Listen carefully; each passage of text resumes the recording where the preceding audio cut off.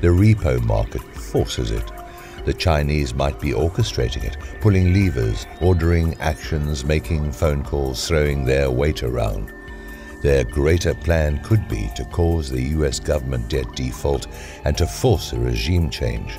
Better described, they wish for a dismantling of the current form of the US government and its misrepresentative bodies. My best source has informed me that the Chinese government has already put in place a plan to write down $1 trillion in US government debt securities. Big changes are coming. The repo market might serve as the trigger device. The Chinese will then force a double on the gold price, which would bring them $1 trillion in like-sized profit. Think reset. Their gold hoard is an order of magnitude greater than reported officially. A few months ago, a strange story hit the press on J.P. Morgan taking steps to exit from the commodities business. It was given minor weight. Back in May 2012, the venerable, broken J.P. Morgan CIO control room revealed astounding derivative losses. Obviously, they lied about the details and deflected the blame. It was not from forex trades linked to Southern European sovereign bonds, which all improved over the previous 3 months, by the way. The outsized losses, probably 10 times larger than admitted, were linked to the fast rise in the 10-year US Treasuries. The interest rate derivatives were in the process of breaking down badly. The London whale loss was the signal. The saga of the JPM funeral is ongoing and unstoppable. The casket is prepared. The old man is dead on the floor. The quick move from 1.65% on the TNX in May to 2.95% in September was sufficient to wreck the entire interest rate swap derivative structure, kit and caboodle. No minced words here. IRS swap structure dead and destroyed, barely limping along. The added piece of evidence to support the claim was the September event whereby the US Fed led a round-robin of flash trading to overbid the US T-bond with the collusion of Wall Street banks. They might not have been eager to comply, but they were forced to do so. If the interest rate swap machinery still functioned, there would have been no need to resort to such obvious tactics in the open, in full view. The IR swap machinery that serves as the flying buttress to the US Treasury bond Tower of Babel is broken. Big movements up or down in the TNX, the 10-year bond yield, are capable of wrecking the delicate, extremely highly leveraged derivative apparatus. It is maintained by the Exchange Stabilization Fund under the U.S. Department of Treasury aegis, with J.P. Morgan CIO operational management. The exacerbation has come from the big U.S. banks reversing their bond carry trade, which has badly depleted their capital. The capital is urgently needed to defend the U.S. Treasury bond tower and to supply the interest rate swap derivative machinery. The capital is gone. They lack liquidity and are insolvent. Death awaits. The final evidence of a wrecked House of Morgan is the massive property sale for $725 million. David Rockefeller will roll over in his grave, except that he still breathes among the satanic warm bodies, soon destined for the worms and netherworld. His J.P. Morgan iconic former headquarters at 1 Chase Manhattan Plaza was sold for a measly $725 million. The tower itself is worth twice that figure in a healthy market that fetches true value. One must wonder if the sweet deal is in return for a truckload of toxic U.S. Treasury bonds wrapped in a package deal. The same JPM HQ location is the property complex that houses their commercial gold vault. It is the largest vault in the world. 1 Chase Manhattan Plaza combines 3 main components: a 60-story tower, a 2.5-acre plaza, and a 6-story base, of which 5 floors are underground. Excavations, said to be the most extensive in New York City history, reach a depth of 90 feet during its construction long ago. The construction is ornate and elaborate, featuring white Italian marble travertine and fortified to withstand both a nuclear attack and a massive flood.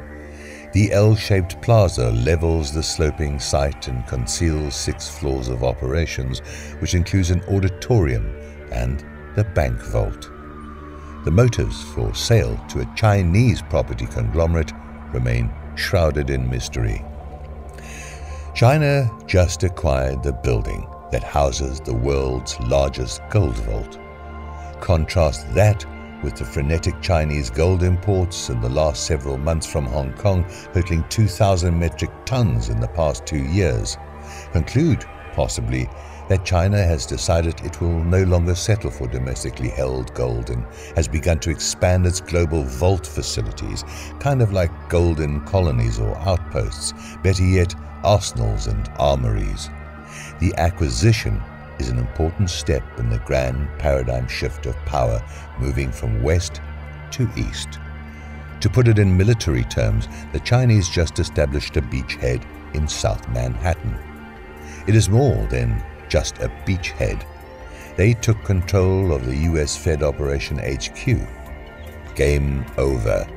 The US Fed just surrendered. The last people to know will be Americans.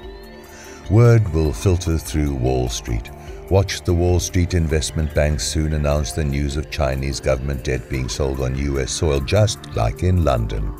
The whores of Manhattan can pivot and salute the Eastern Master. The Chinese have captured the flag by acquiring under duress the Trophy Tower.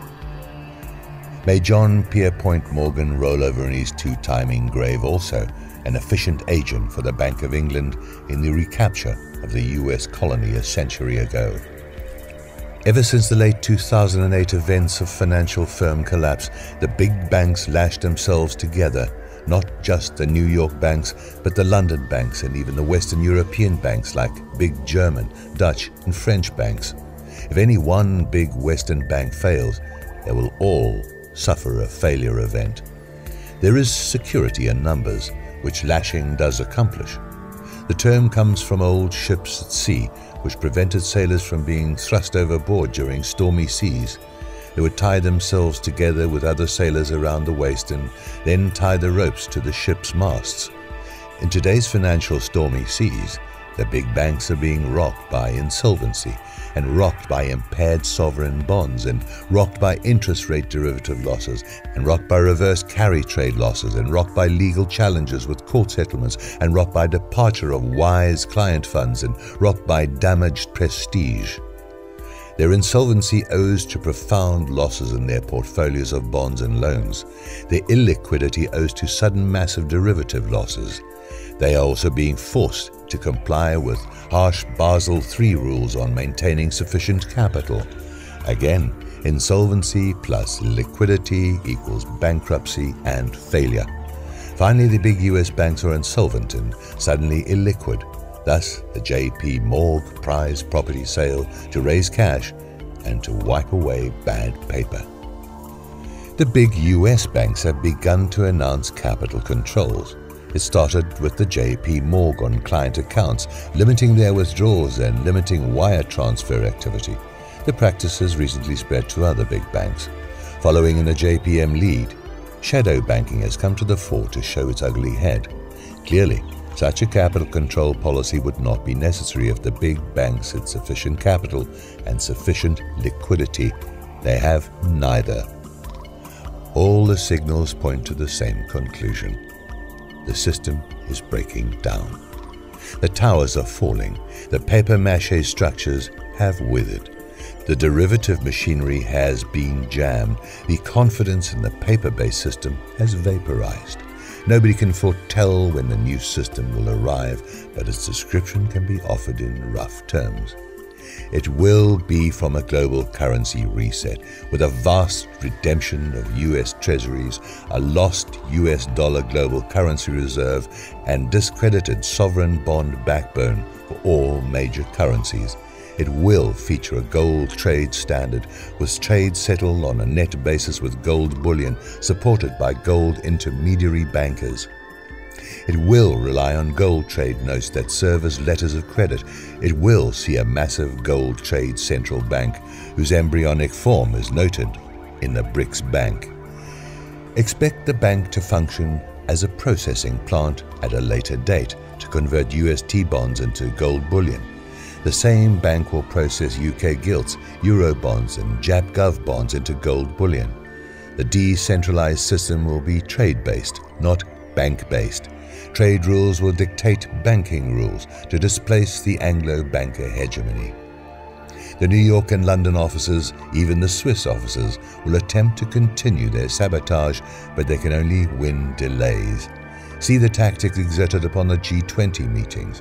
The BRICS initiatives and formal progress are led by Russia and China. They cannot be stopped, mainly because they attempt survival by establishing the next chapter's architecture. The grand paradigm shift is in progress. My sources indicate that the 5,000 metric tons of gold bullion moved from London to points east between April and July 2012. The flow eastward never stopped. The pace has continued. The gold bullion continues to be shipped in enormous, staggering volume. The gold community has only rudimentary comprehension of what is happening in the clandestine shipment of gold. The pillars of the community seem either unaware or unwilling to report anything but the supersized Chinese purchases through the Hong Kong window, the Indian demand, and the Turkish demand. My belief is they lack insider context on the phenomenal movement of the gold by White Dragon families and their triad escorts. The agreements have already been made on the new gold trade settlement system with its newly imposed gold trade standard. They have agreed on a $7,000 an ounce gold price with a similarly exalted silver price of at least $250 an ounce. Decisions have been made final. The implementation is slow but steady. The game is over. The King Dollar is dead. All that remains is the funeral, the war in its wake, and the retaliation from the satanic fortress and its legion of diabolical subjects.